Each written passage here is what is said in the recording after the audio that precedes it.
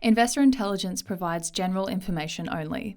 You should consider seeking independent advice to see how this information relates to your unique circumstances. Please refer to the terms and conditions available at investorintelligence.com.au for more.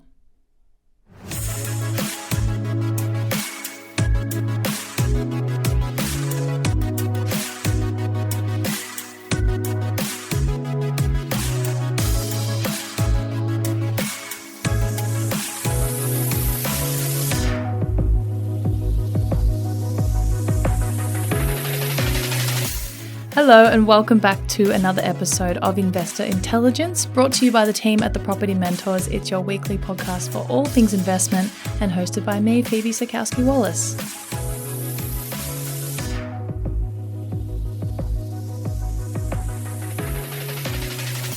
So I've got a jam-packed episode for you today, full of super helpful information about a topic that's been mentioned in the past on episodes, but not really spoken about in too much depth as of yet. So earlier in the week, I sat down with Tuan Duong, who is the founder of Duo Tax Quantity Surveyors, and I brought him on to talk all about depreciation. So what it is, how does it work, who is able to make the most of it, and what it has to do with property investment. We've also got a very special offer for those Investor Intelligence listeners who are looking for a quantity surveyor. So Duo Tax are offering a reduced fee depreciation schedule. So to find out more, visit investorintelligence.com.au/Duo Tax to claim that. And you can find the link to that in our show notes. But I hope you enjoy today's episode. Here's Tuan. So Tuan Duong, welcome to Investor Intelligence. Thank you so much for joining me today. No, thanks for having us, Phoebe. Appreciate it. So you're the founder of Duo Tax and you're the quantity surveyors that we recommend here at the Property Mentors, and for very good reason. But can you just tell me a little bit about what you do and what you help people with at Duo Tax? Yeah, sure, Phoebe. So, of course, with ourselves, we are quantity surveyors. Generally, at Duo Tax Quantity Surveyors here, as a director, I am mostly driving the ship in terms of getting people on, board. We've got a great team here that support property investors and partners like yourself and accountants as well as mortgage brokers and whatnot. And it's also trying to build our outreach to property investors, and that means that we've got to build a solid team to approach people and educate people, because you can appreciate tax depreciation isn't something you just know. It's not like a bank loan where you pay interest. It's depreciation is something you have to come across by education, not because you're not being charged for it. So it is something that people don't have to do, but it's just something that it's crazy that people don't claim or don't take advantage of if they don't know about it. So really critical for us is to educate people, and part of my job, even as a one-man business at one point in time, the critical part of my business was always to educate, and that's how I sort of have been able to grow a business and, of course, grow a team that also believe in what we do. And literally it is tax legislation we're selling. And I think it's really important that people know about this, because it's lots of money on the table. And it does, definitely change people's perspective of investing, because it is that little bit of gearing that is included in every rental property that gets people to get ahead. Yeah, you're right. A lot of people aren't aware of it and what they're entitled to, which is, they should be absolutely making most of it, and that's what you guys are there for. But I do have you here today to talk about depreciation specifically, which is something we've touched on in the past on the podcast. But if this is the first episode someone was tuning into, can you define depreciation for me? Yeah, so depreciation is generally the wear and tear of plant and equipment or building assets like bricks and mortar, floor slab. That type of depreciation is essentially allowed to be claimed as a tax deduction in the world of property investing in Australia. So that's a huge advantage for people, because then it means that not only are you limited to claiming tax deductions like interest on a loan, your property management fees, maintenance on a rental property. You also then have plant and equipment and your building to claim as a depreciation as a tax deduction, and that's the beauty of depreciation in a nutshell. Yeah, so essentially it's the wear and tear and the value of something as it kind of gets older. Yep. So how do you depreciate things? Okay, so generally, in order to depreciate an asset, we need to understand the underlying value of the asset. So because depreciation is the decline of an asset value over time, we need to start with an initial cost. And that usually is the cost base of that asset. So, for example, if someone buys a property that might be 10 years old, they are never really informed about the cost of the underlying asset, which whether it be a oven or a range hood or 20 square meters of windows that they've purchased part of this rental property. So they need to, in order to depreciate that asset, they need to find the initial cost, and to get the initial cost they need to speak to someone like a quantity surveyor. Okay, so a quantity surveyor is essentially a building economist. The ATO recognizes quantity surveyors as the go-to people when it comes to understanding construction costs.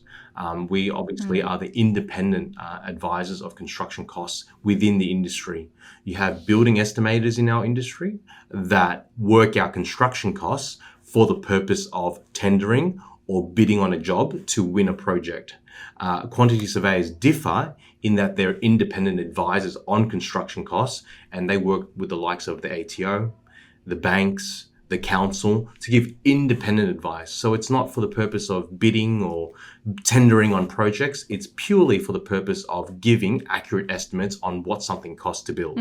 So then using those asset values, we are then able to, because we've got the experience in understanding these asset costs, we can then depreciate that asset over time. Yeah, fabulous. So talk to me a little bit about what Division 40 and Division 43 are, which they might sound a bit confusing and complicated, but sort of break those two down for me because they're kind of the main ones I want to talk about today. Sure. And they're Division 40 and 43 are tax terms. They're terms, designed by the tax board or the ATO, Australian Tax Office, and they essentially will capture two segments of what depreciation really is. Now, the first is the Division 40, which is your plant and equipment assets. Plant and equipment assets are generally anything that is easily detached from a rental property. So things that are installed and, would easily be removed from it. And they could include oven, range hood, as I mentioned earlier, could be hot water systems. They can include timber flooring, vinyl, but it cannot be tiling. Tiling, one of those ATO sensitive things is that because tiles are cemented, you've got sand cement that are, laid to the floor and they form part of the building, they will be classified as building. There's a couple of nuances around depreciation that can be claimed as Division 40 plant and equipment. And of course, Division 40, because they're plant and equipment assets, they generally wear and tear faster than the building does. And hence they are classified as Division 40 assets. Sure, okay. Then on the other end, you have Division 43, which is your building works or capital works, it's also referred to. And they're essentially items that are attached to the building, that form the building. And that starts all the way from the excavation for the purpose of building. So if you're going to lay a slab, you need to excavate. That's allowable as depreciation under Division 43. Then if you have your slab, your frame, your roof, your windows, your doors, and then also any joinery that's attached to the building or even a built-in wardrobe, those are considered Division 43 assets where they're attached to the building, and they will depreciate over a longer period because generally buildings will last longer than an oven or a range hood or a cooktop. Okay, that's really good to know because when I was kind of doing a little bit of research before this, it kind of seemed very black and white, like, Division 40 was just things that are kind of easily removed, and Division 43 is things like, driveways and walls. But good to know that it's not sometimes as black and white. There are those little nuances, and that's where you guys would come in and be able to help someone with that. Certainly. Yeah. So can first home buyers claim depreciation? Great point. So I'll run a couple of different scenarios. Essentially, with a brand new property purchase, if you're a first home buyer, once you live in the property, you are not entitled to claim depreciation yet. Okay. Now, once you do rent out the property, that property becomes income producing.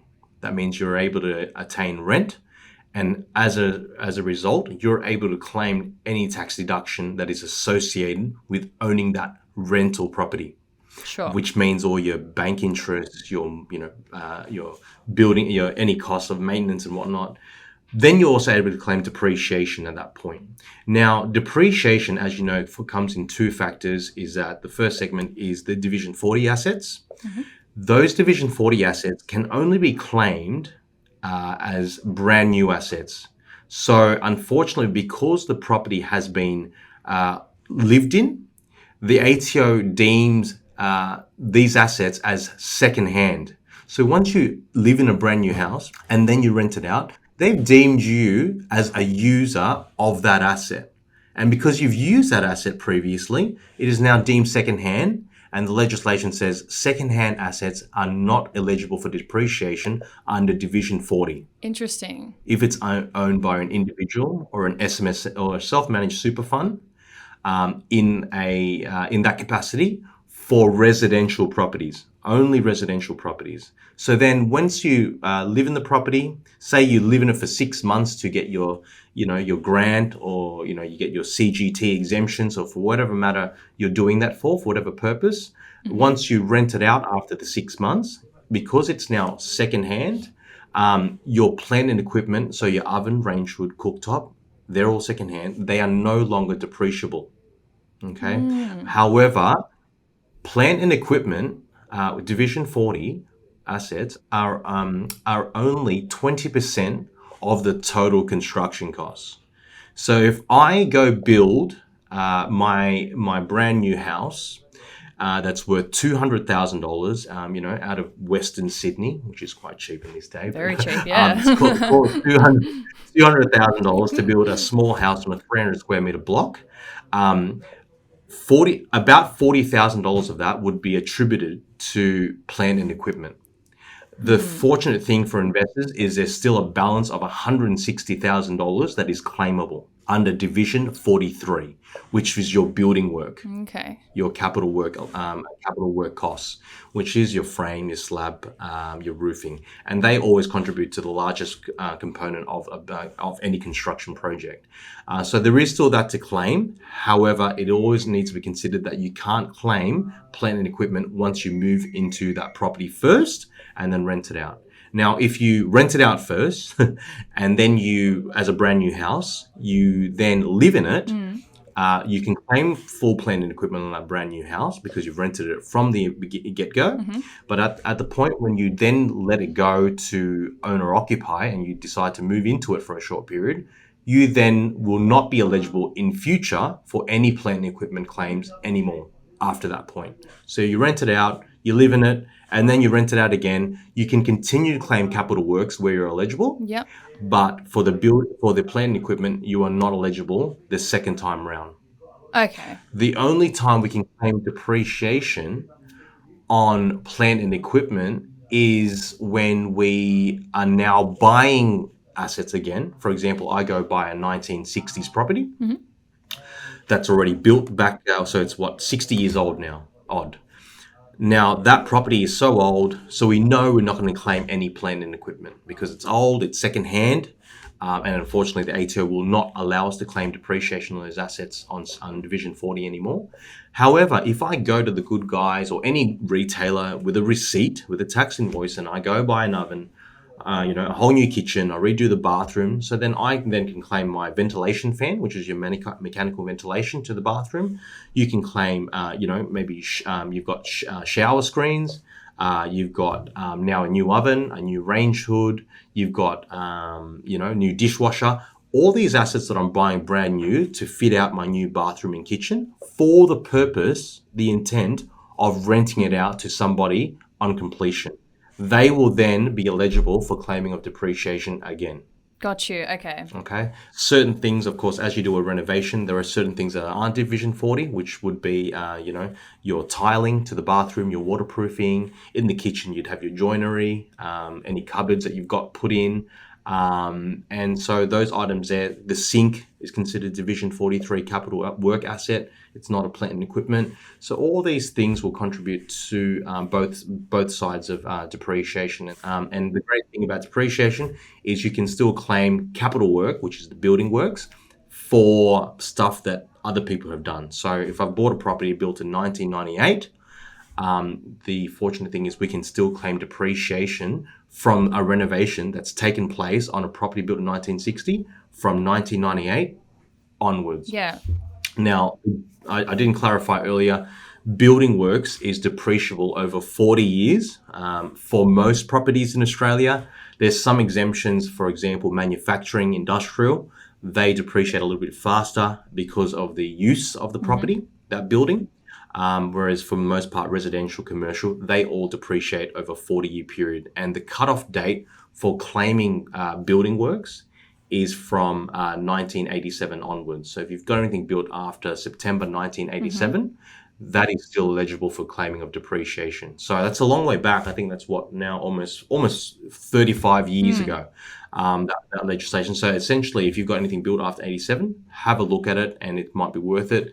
If you've got a property that's renovated, the cutoff date is 1992. If you've renovated that property after February 1992, or anybody has renovated that property after that date, February 1992, a quantity surveyor can assess it and claim the balance of depreciation that's left on that renovation for the current owner today, regardless of who installed that asset, whether it was you or the previous owners. Okay, good to know there's like a fair bit of leeway there, but I can definitely see why people need someone like you to come in and do those examinations, because not just anyone could do that. No, that's right. And it's not, I think there's some complexity. It's just like, a tax return. It can be simple when you're an individual and you're claiming one income and very minimal work related expenses. But once you have a rental property, these are things like I always recommend people go to an accountant, because it's money on the table, whether it's not depreciation. It could be, travel for maintenance costs associated with holding that rental property, which we all have. And, it's these cues that the accountants and tax agents are giving us about, hey, we should be claiming, X, Y, Z, because, have you done this? Have you done that? And it's as simple. And the other question they may ask you is, have you got a depreciation report, which is a sign of you saving a lot of money down the track, because it's something most people don't know about unless, especially first-time investors, unless they're educated. Yeah, it definitely gets more complicated, and there's no room to cut corners with stuff like this. But you did just mention the next thing I want to talk about, which is depreciation schedule. So what is that? Yep. So essentially, when an accountant refers us, or you get recommended to get a depreciation schedule, it's a product that essentially is a capture of the lifetime cost and depreciation of your rental property. And so essentially, it's a document that's binding by the ATO and allows you to submit this to the tax office to say, okay, I've got a rental property, and it's a snapshot of what the quantity surveyor thinks my assets are worth and has been assessed by a professional in terms of, okay, what's the cost of the asset back in 1990s or whenever it was, how many years of depreciation that is left on that asset based on the percentage of depreciation. And what we refer to is, quantity surveyors refer to an effective life schedule. And so when we come up with a cost base, which is what the quantity surveyor comes up with, which is saying the oven, it's worth $2,500. The ATO is the one that comes up with the depreciable life. And they call that the effective life schedule. So then we take that effective life schedule, which is a percentage or a life, which in years, convert that into a percentage in a very complex formula. We then apply it to the cost base of that asset. So it could be 10% per year times by the $2,500, which your dishwasher or your oven is worth. So that means you're going to get $250 worth of tax deductions per year for a number of years before it fully depreciates. Now, the ATO also has some complex rulings around if you've got an asset that's worth less than $300, for example, that asset is deemed as a very low value asset, and they will allow you to claim 100% depreciation on something that's worth less than $300. So if I go in there and I say, look, you've got this coffee table, and it looks like it's worth $250. If I assess it as a $250 asset, it goes onto the schedule as a coffee table, $250. You would get 100% depreciation in the first year of ownership. So which means that the ATO applies a little bit of, I guess, common sense and says, there's no point claiming $2.50 or $5 per year. No. We might as well give the taxpayer the advantage of claiming an immediate write-off, an immediate deduction on that low-cost asset that's worth less than $300. There's also rules applied for assets that are worth less than $1,000. I won't bore you with it, but there are ways that the ATO tries to help the investor to claim more of this sooner, and we call that the diminishing value method of claiming depreciation. This is for just the plant equipment. So essentially, the depreciation schedule is reflecting the assets that are in Division 40, which is your plant equipment assets, what those assets are worth, what the effective life or percentage of depreciation is applied to each of those assets depending on what the ATO has provided. We give you the result of year 1 all the way to year 40 of each asset, and then we also then work out any renovations that we can find out at the time of inspection. So you might buy a property and you go, okay, I don't know if there's any renovations to this, but we might come along and go, this bathroom's been renovated at least probably 20, 22 years ago. Well, let's assess what that was worth back in 2000 and, year 2000, and say we put a nominal figure of $6,000 for that old bathroom today, it's still worth. We'll then depreciate that for the next 20 years. And that's money on the table that you obviously wouldn't know professionally, but leaving it up to a professional to then make an assessment. So then we capitalize on the renovations, your plant and equipment, but also the construction costs. So if something's built after 1987 to claim the building works, we might say, okay, your property is built in 1995. We can claim on the original structure, which is 1995 plus 40 years gives us 2035.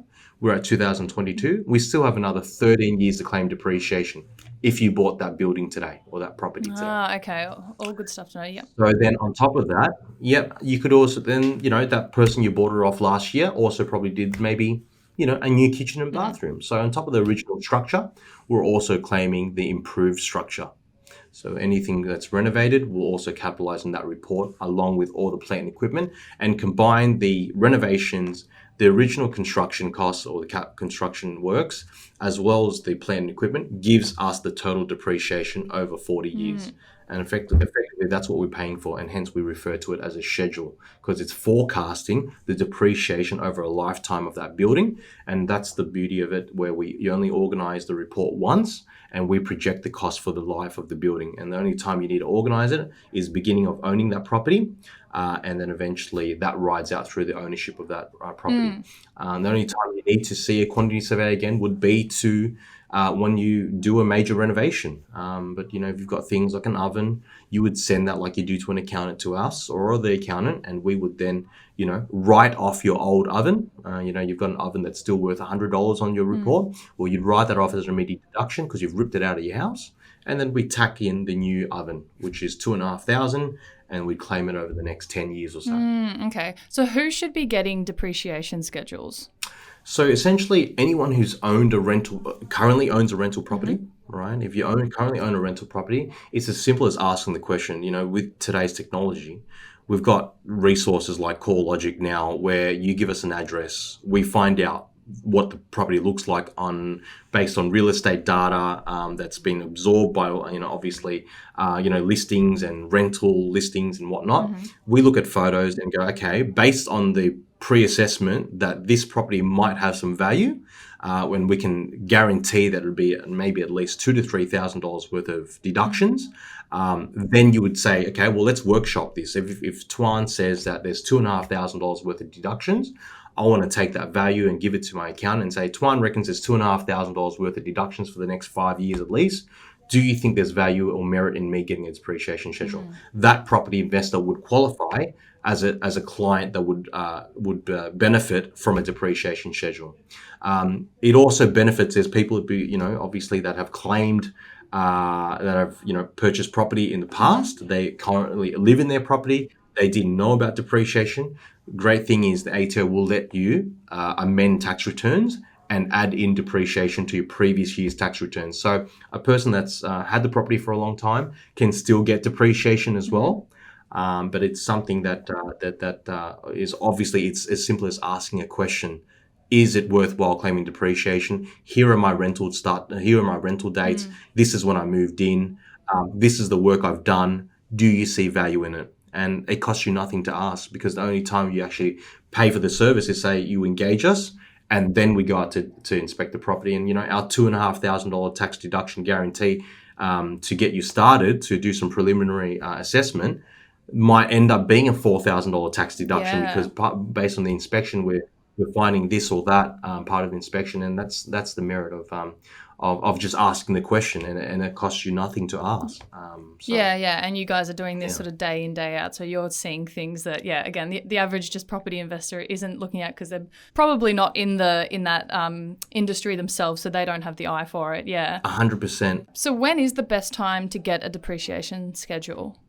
Yep. So if you're already a property investor, the best time to get it is now, because you're probably missing out on money on the table.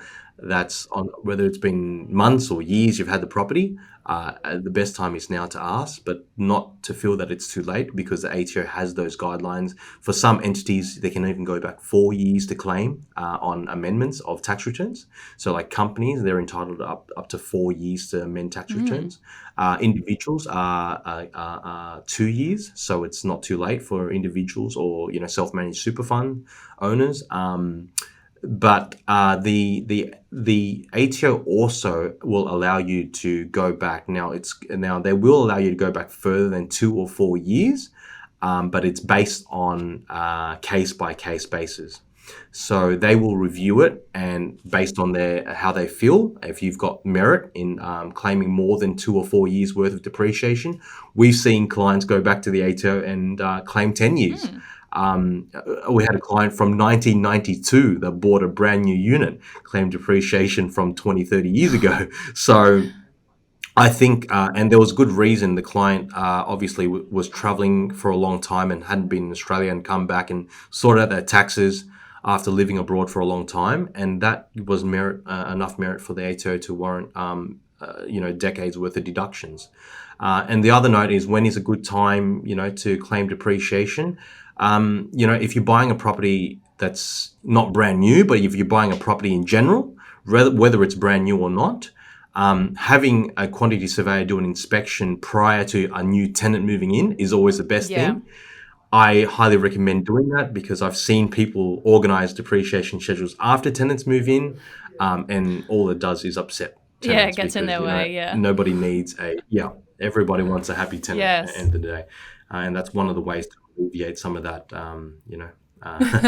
to keep them happy, So I know this is something that you get asked a lot, but why should I purchase a depreciation schedule? Why can't I get my accountant to do it? Yeah, that's a really good question, and it does seldomly come up, because not all of our referrals are from accountants. Of course, there's property experts and buyers agents and whatnot out there, and to say this is that the ATO, the Tax Practitioner Board is what holds all of us quantity surveyors.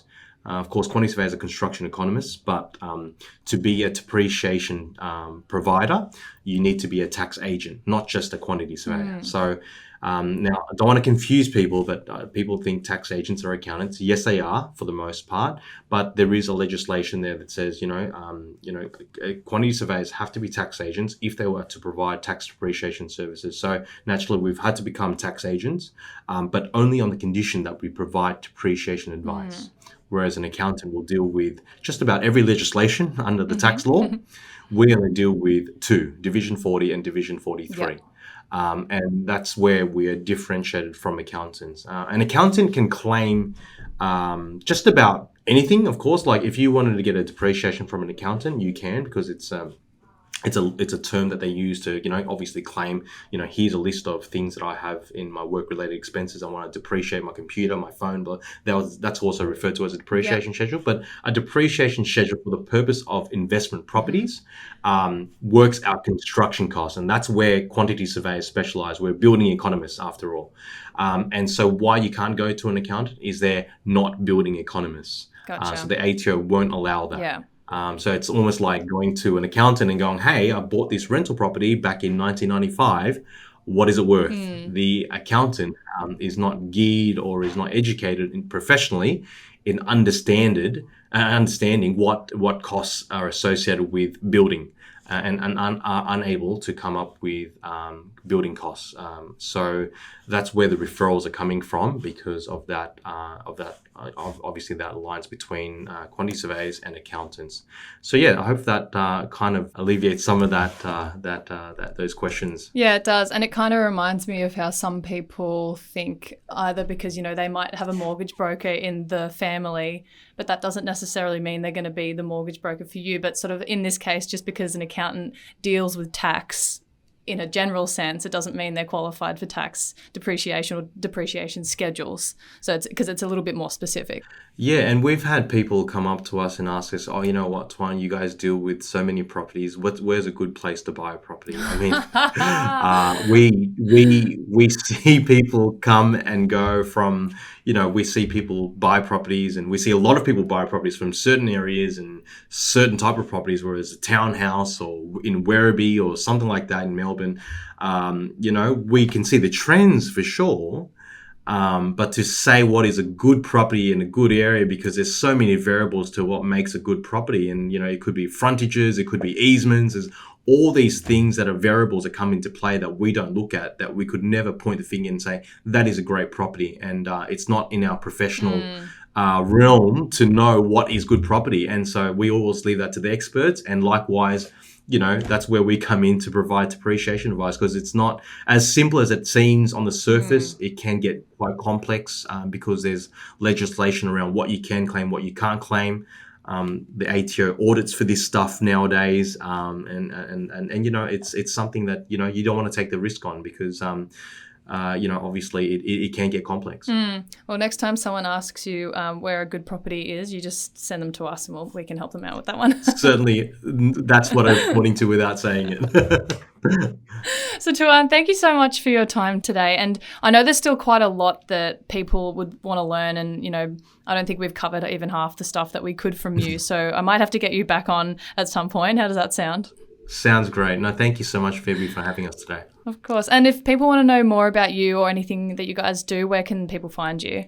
No, they're more than welcome to email me, tuan@duotax.com.au, or feel free to head over to our website, or contact Phoebe and her team. I know there's Luke in your team as well. They're welcome to talk to you guys and be referred through. But my door's always open, always happy to have a chat. And like I said to you earlier, it's as simple as relaying an address to us. Yeah. We come back with an email to give you exactly what those tax deductions look like and for how long. And you know exactly where you stand in terms of return on investment. Ordering a depreciation schedule. And head to investorintelligence.com.au/Duo Tax for a very special deal for Investor Intelligence listeners. But I'll make sure to link all of that, including the Duo Tax website and everything we've spoken about. I also highly recommend your YouTube channel because you've got some fantastic, really easy to follow explainer videos on there. So please check that out if you want to know anything more. But until next time, thank you so much, Tuan. No. Thank you so much, Phoebe, for having us on. And yes, guys, more than happy to help for all these listeners out there. And reach out. Guys, as always, thank you so much for listening, and I hope you learned something new. If you enjoyed this episode, or any of our episodes for that matter, please share it with your friends and your family. It just helps us reach more people on their investing journeys. And of course, subscribe if you want to be notified when any of the other episodes drop. If you want to know more about us here at the Property Mentors, or you want to book a discovery call with one of our mentors, you can visit our website at thepropertymentors.com.au. If you haven't already got yourself Luke's latest book, Property Fit, please do. It's a very easy read, and Luke's done a great job of breaking down and explaining things that might usually confuse a lot of people, and that's available at propertyfitbook.com.au. Tune in next week for another FAQ episode with Luke. But once again, thank you so much for listening, and I will be back in your ears again next week.